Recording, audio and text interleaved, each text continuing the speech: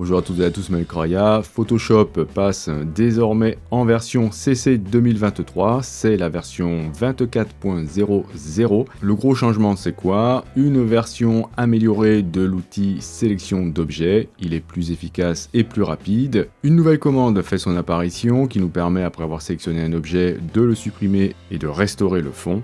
Un nouveau filtre neuronal qui nous permet de faire de la restauration de photos noir et blanc. Et si vous souhaitez tester la version bêta, vous allez voir un nouvel outil dégradé qui est hyper sympa, donc ça viendra dans les futures mises à jour. Et une surprise qui n'en est pas vraiment une, un générateur d'images basé sur du texte arrive dans Photoshop.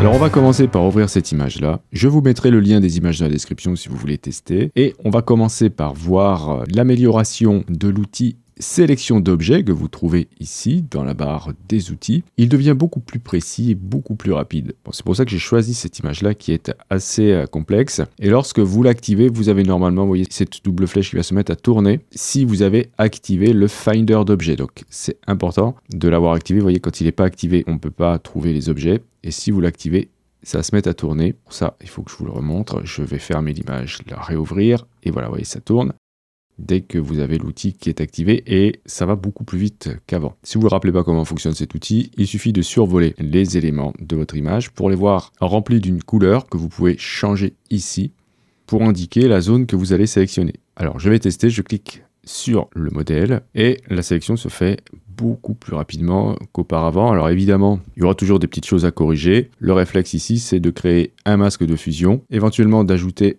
un calque de remplissage que vous allez glisser en dessous pour aller vérifier la qualité de votre détourage. Donc ici, je m'aperçois que j'ai des manques à ce niveau-là, mais c'est pas grave puisque j'ai un masque. Et vous pouvez toujours aller sélectionner le masque et depuis le panneau propriétés, choisir sélectionner et masquer pour améliorer ensuite ce masque dans cet espace de travail. Donc je ne vais pas le faire ici, j'ai fait plein de tutos là-dessus pour vous montrer, mais en tout cas, on s'aperçoit qu'au niveau de la sélection des cheveux, c'est beaucoup mieux qu'avant, même s'il y a encore du travail, il y a quand même une sacrée avancée. Qu'est-ce qu'on peut dire aussi? On pourrait se poser la question de savoir si c'est mieux ou pas que sélectionner un sujet, puisque d'après la doc, ça reprend en partie l'algorithme de sélectionner un sujet. Eh bien c'est très simple, on va dupliquer le calque, je vais supprimer le masque de fusion, et je vais faire une sélection du sujet sur celui-ci. Alors, je vais demander un calcul dans le cloud. Là, c'est pareil, c'est vu dans une précédente vidéo sur les nouveautés. Et je vais cliquer sur sélectionner un sujet. Donc là, ça part dans le cloud, c'est pour ça que c'est un petit peu plus long. Et ensuite, je peux ajouter un masque de fusion à nouveau pour vérifier la différence. Donc ça, c'est sélectionner un sujet. Donc, vous voyez que si on vérifie avec l'autre, on n'a pas ce liseré noir ici, ce liseré foncé. Donc moi, je trouve que sélectionner un sujet est encore meilleur. En tout cas, il est plus efficace pour l'instant que la commande sélectionner un objet. Alors on peut faire d'autres tests évidemment, donc je vais supprimer cette image-là et je vais ouvrir par exemple celle qui nous avait servi lors d'un tuto sur le détourage et on va voir ce que ça donne avec la sélection d'objets. Donc vous voyez là ça tourne pour nous dire que ça cherche l'objet et vous voyez que là ça ne trouve pas tous les objets, donc là j'en ai un, donc j'ai ce modèle ici, je peux cliquer pour le sélectionner, maintenir majuscule pour ajouter à la sélection le vélo, donc qui est en plusieurs bouts aussi. Et vous voyez que je n'arrive pas à sélectionner cette partie-là. Donc pour ça, il faudrait que je sélectionne l'outil lasso par exemple et que je dise voilà, de m'ajouter tout ça. Et là, de toute façon, il y en a trop. Donc voilà, ça devient... bon, c'est normal, c'est un sujet qui est compliqué ici. Voilà, si je veux supprimer ça, je ne sais même pas s'il va pouvoir me le faire. Ouais, c'est un peu la galère. Regardez, si j'ajoute un masque de fusion, bon, le masque est comme ça. Donc il y a encore beaucoup de travail. Alors c'est toujours la même question, est-ce que c'est plus simple de corriger ça ou est-ce que c'est plus simple de partir directement avec la plume ou autre chose? En tout cas, je peux dire que si j'utilise la commande sélectionner un sujet, eh bien j'ai un résultat qui, encore une fois, est plus convaincant que la sélection d'objets. Regardez, voilà, le masque de fusion, même s'il est totalement incomplet, est quand même plus avancé que celui qu'on a vu tout à l'heure. Alors par contre, sélection d'objets vous permettra d'avoir une sélection du ciel beaucoup plus aisée qu'avant. Je vais vous montrer, voilà, j'ai une image de Venise, et lorsque je survole le ciel, bien vous voyez qu'il me l'a bien trouvé. Et ce qui est fou, c'est que regardez, il va trouver aussi l'eau, et certains éléments présents dans l'image, les bateaux là. Donc ça, pour ça, c'est plutôt intéressant. on sent que l'algorithme fonctionne un petit peu mieux. Donc voilà, si je veux changer le ciel, il suffit de cliquer du coup sur le ciel pour avoir une sélection, et ensuite je pourrais remplir avec ce que je veux. Avec un autre ciel, ça sera mieux. Là, je peux vous montrer que voilà, si j'ajoute juste un calque de remplissage, c'est pas du tout la bonne couleur, je suis d'accord. Voilà, c'est pour vous montrer que ça fait quand même un travail plutôt pas mal. Si je regarde le masque, c'est un début quoi. On peut corriger tout ça facilement pour que ce soit un peu plus propre.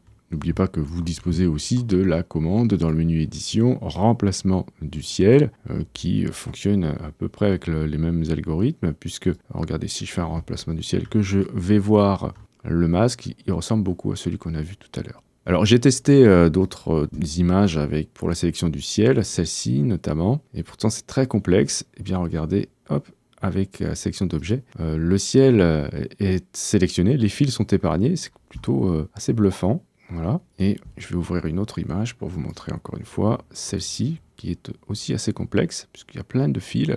Et bien voilà, il m'a sélectionné d'une manière assez propre le ciel.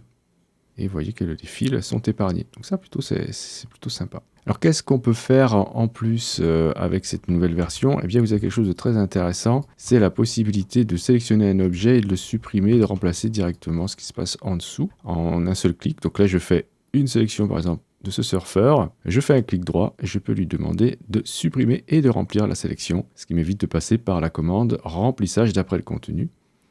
Regardez, hop, voilà. C'est plutôt bien fait. Alors, je peux essayer de faire la même chose avec le cycliste. Bon, ça sera un peu plus difficile parce qu'il y a le fond qui est un peu plus rempli. Donc, je fais un clic droit. Je peux aussi utiliser, attendez, je vais vous montrer le raccourci majuscule retour en arrière pour aller chercher la commande ici, contenu pris en compte. En fait, c'est ça qui fonctionne. Et j'obtiens ça. C'est plutôt pas mal. Je vais revenir en arrière pour voir si c'est exactement pareil si je fais un clic droit et supprimer et remplir la sélection. Voilà, on voit que c'est pareil en fait. Si vous voulez un résultat meilleur, il faut passer un peu de temps dans la commande que vous trouvez soit avec un clic droit comme je vous ai montré ou depuis le menu édition qui s'appelle remplissage d'après le contenu. Et là, vous allez pouvoir choisir les zones qui sont prises en compte par l'algorithme pour remplacer la sélection et regarder le résultat à droite pour voir si ça vous convient ou pas. Donc là, franchement, sans rien faire par défaut, il a plutôt fait un travail très intéressant. Et là, lorsque je vais valider avec OK, j'ai la possibilité de mettre le résultat, et ça c'est plutôt intéressant, sur un autre calque,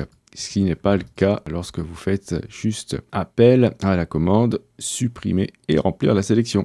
Il faudra faire attention à ça, c'est destructif. Vous avez une nouvelle préférence pour améliorer la stabilité de la sélection. Alors c'est pour l'instant disponible que pour Windows.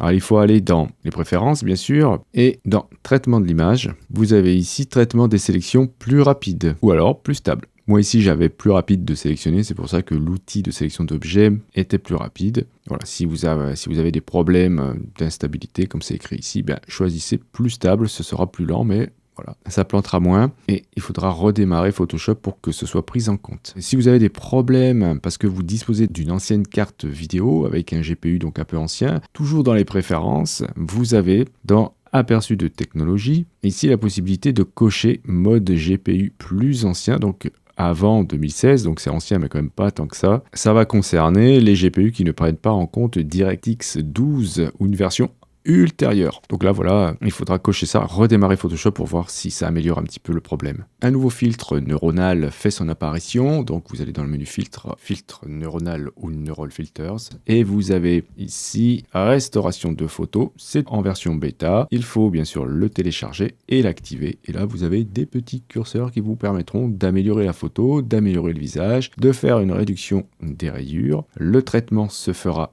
sur votre ordinateur et vous avez aussi là toute une batterie de curseurs pour les réglages de réduction de bruit, réduction du bruit chromatique, réduction des artefacts de demi-teinte, réduction des artefacts JPEG. Donc je n'ai pas trouvé mieux que ça comme photo détériorée et là comme elle était quand même pas si détériorée que ça, le résultat est somme toute assez correct. Donc là il n'est pas encore terminé, je vais demander de sortir sur un nouveau calque. Donc là, j'ai fait une amélioration de la photo, améliorer le visage, une réduction des rayures. Je vais essayer de pousser au maximum pour voir ce que ça fait. Je vais aussi demander à faire une réduction du bruit, alors plutôt à 50%. Je n'ai pas de bruit coloré, je n'ai pas de problème de demi-teinte ici, et je n'ai pas d'artefact non plus. Donc je valide, et on va pouvoir voir avant, après. Voilà, j'y suis allé vraiment très fort, hein.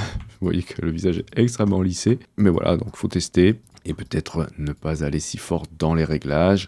Voilà, parce que vous voyez, les cheveux ici ont été complètement noyés dans le lissage. Mais bon, pourquoi pas, à tester donc. Un nouveau panneau fait son apparition, c'est le panneau matière. Bien sûr, vous allez le trouver dans le menu fenêtre, matière. Et qu'est-ce que ça fait ça? Eh bien, ça va nous montrer ici des matériaux réalisés dans Substance. Si vous avez besoin de plus de choses, vous pourrez cliquer sur ces petites icônes ici. Cela vous dirigera vers le site Adobe Substance 3D Assets ou bien Adobe Substance 3D Community Assets, où vous allez pouvoir trouver des matériaux, des textures, voilà, que vous pourrez utiliser dans Photoshop. Alors j'ai fait un exemple ici, je souhaiterais remplacer le fond par un mur de briques. Alors je vais taper briques par exemple, plutôt en français, donc j'obtiens ça, je vais cliquer sur celle-ci, et comme j'avais déjà réalisé une sélection, et bien voilà, j'obtiens ce résultat. Ensuite, qu'est-ce que je vais pouvoir faire avec ça? Aller dans éclairage, essayer de trouver un éclairage qui correspond à celui de mon image. Je pourrais enfin modifier les propriétés de la matière. Vous avez ici la résolution. Évidemment, plus c'est élevé et plus ça demandera du temps de calcul. Vous pouvez ici relancer la fabrication de la texture pour qu'elle soit un peu différente. Vous voyez, ça va de manière aléatoire redistribuer un petit peu les paramètres. Ici, vous pouvez augmenter la répétition si vous trouvez que c'est trop gros, trop petit, donc en X et en Y. Etc., etc. Changer les couleurs de la texture. Voilà, il y a énormément de choses que vous allez pouvoir paramétrer avec les matériaux Adobe Substance. C'est vraiment très, très, très chouette. On trouve des choses hyper intéressantes aussi avec le filtre Camera Raw, mais voilà, je préfère en parler dans une autre vidéo car il y a pas mal de choses à voir. Je vais maintenant basculer sur la version bêta de Photoshop pour aller voir d'autres nouveautés. Puisqu'on nous annonce un dégradé en direct, vous voyez, c'est dans la version bêta. On nous annonce aussi un partage pour révision dans la version bêta et un flou gaussien en direct dans la version bêta. Mais malheureusement, celui-ci, je ne pourrais pas vous le montrer car il est pour macOS uniquement. Alors, où trouver la version bêta de Photoshop? Eh bien, comme indiqué ici, il faut accéder à l'onglet Application bêta de votre application Creative Cloud pour poste de travail. C'est ici, vous allez en bas là sur Application bêta et vous allez voilà, choisir là-dedans Photoshop et vous pouvez l'installer. Donc vous voyez, on a pas mal de versions bêta que l'on peut tester donc en avance pour voir les futures nouveautés. Donc je vais l'ouvrir pour vous montrer. Alors je vais vous montrer la création de dégradés en direct. Pour cela, vous allez dans la barre d'outils, vous allez choisir Outils dégradés et lorsque vous allez faire un cliquer-glisser, vous posez un widget de dégradé. Ça ressemble fortement à ce qu'on a dans Illustrator. Et chose hyper intéressante, vous avez dans le panneau propriétés, les propriétés du dégradé. Super, ça c'est très très bien. Et vous avez dans le panneau calque créé un calque de remplissage de type dégradé. Donc vachement bien. Et du coup là, vous avez la possibilité de déplacer l'étendue du dégradé, de déplacer aussi le petit losange du milieu qui permet de resserrer le partage des couleurs. Et vous pouvez soit double-cliquer ici sur une étape de couleur pour modifier celle-ci, directement dans l'image, comme dans Illustrator. Ou alors, évidemment, vous pouvez le faire ici, dans le panneau propriétés. Vous pourrez ajouter des étapes le long du dégradé. Vous voyez, vous avez un petit plus lorsque vous mettez votre curseur à côté de l'étendue du dégradé. Voilà. C'est vraiment quelque chose que j'attendais depuis très longtemps puisque c'était un peu rigide dans Photoshop. Alors, ils ont séparé les couleurs et les commandes d'opacité. Donc, on a deux dégradés maintenant qui vont piloter les couleurs sur l'opacité, pourquoi pas. Et là, vous pourrez décider de changer le type de dégradé. On a linéaire, radial, incliné, réfléchi et en losange. Et le dégradé radial se présente comme cela. Ça, c'est vraiment super. Donc, c'est dans la version bêta, donc c'est pas encore sorti, mais ça va prochainement arriver. Toujours dans la version bêta, nous avons maintenant la possibilité d'aller faire du remplissage d'après le contenu à partir de plusieurs images. Alors, je vais prendre comme exemple ces photos que j'ai fait lors d'un meeting aérien à Toulouse en septembre. Et voilà, là, j'aimerais utiliser cette image comme base et la nettoyer. Donc là, j'ai des petits soucis avec les roues qui se cachent derrière la barrière. Et j'ai ici ce mécano qu'il faudrait que j'enlève. Alors, je peux utiliser pour ça d'autres images comme référence. Et comment ça fonctionne? Eh bien, vous faites comme d'habitude. Vous indiquez la zone que vous souhaitez remplir, par exemple ça. Et ensuite, vous allez dans édition, remplissage d'après le contenu, comme d'habitude. Et là, on voit le résultat. Donc, c'est pas bon du tout, forcément, puisque il ne va pas trouver dans l'image de base, eh bien, le reste des roues. Il ne va pas pouvoir les inventer. Eh bien, vous pouvez aller là, ici, dans documents supplémentaires et aller demander de chercher comme référence d'autres documents. Donc ici, moi, je sais que la 8270 contient les roues. Ok, donc elles sont là. Et j'obtiens ce résultat. Alors pour l'instant, c'est pas encore nickel. Pourquoi? Parce qu'il va falloir que je lui donne d'autres références. J'ai ici des punaises qui vont me permettre de faire des alignements. Je vais dire que ici, là, hop, et bien vous voyez, c'est plutôt par là, ici. Et ça va corriger. C'est déjà pas trop mal. Je vais le placer comme ça. Et je vais dire que ici, c'est par là. Voilà, et vous voyez que ça m'a carrément corrigé les roues. Alors évidemment, hein, c'est loin d'être fini. Hein. Il faudrait que j'ajoute tout ce qu'il faut que j'enlève ici. Alors je pourrais prendre l'outil lasso, ajouter cette zone pour qu'il me fasse une première correction, comme cela. Et ensuite, j'ai plus qu'à valider et à essayer de faire la même chose pour le reste. Par exemple, pour finir l'arrière de l'avion, j'ai quoi? Ici, j'ai comme image celle-ci qui est complète. Donc, je pourrais faire la même chose. Alors, attention, il faudrait peut-être que je compile tous mes calques dans un autre calque et que j'aille faire une sélection à ce niveau-là, d'aller dans remplissage d'après le contenu, de lui demander d'aller choisir l'autre image et d'aller poser des références. Quoique là, c'est même pas la peine puisque, vous voyez, il m'a recréer ce qu'il manquait à partir d'une autre photo. Donc ça, c'est vraiment très très très sympa lorsque vous aurez plusieurs images de référence et que vous aurez besoin du coup de nettoyer une image parce que vous n'aviez pas la possibilité de le faire lorsque vous étiez sur place. Alors, je vais vous montrer un autre filtre neuronal qui est disponible que dans la version bêta pour l'instant. Donc je vais dans filtre, filtre neuronal.